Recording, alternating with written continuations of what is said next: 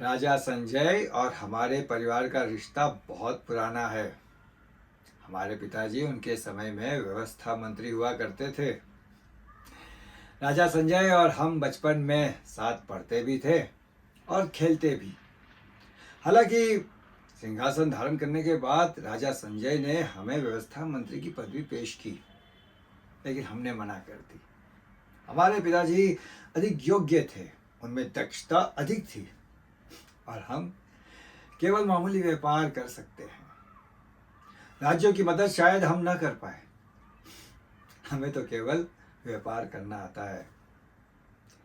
लेकिन हमारी बेटी दीपिका, वो समझदार भी है और शैनी भी। राजकुमार शाहिद से विवाह करने के बाद वो इस राज्य की मदद हमसे अधिक योग्य, श्रेष्ठ और न्यायपूर्ण कर पाएगी। राजा संजय और हमारे परिवार का रिश्ता तो बहुत पुराना है। हमारे पिताजी उनके समय में व्यवस्था मंत्री हुआ करते थे। राजा संजय और हम बचपन में साथ पढ़ते भी थे और खेलते भी।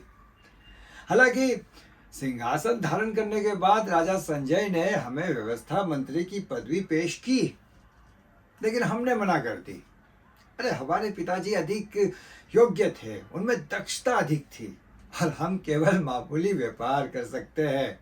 राज्यों की मदद शायद हम ना कर पाए, हमें तो केवल व्यापार करना आता है। लेकिन हमारी बेटी दीपिका समझदार भी है और शैनी भी। राजकुमार शाहिद से विवाह करने के बाद वो इस राज्य की मदद हमसे अधिक योग्य, श्रेष्ठ और न्यायपूर्ण कर पाएगी। राजा संजय और हमारे परिवार का रिश्ता बहुत पुराना है। हमारे पिताजी उनके समय में व्यवस्था मंत्री हुआ करते थे।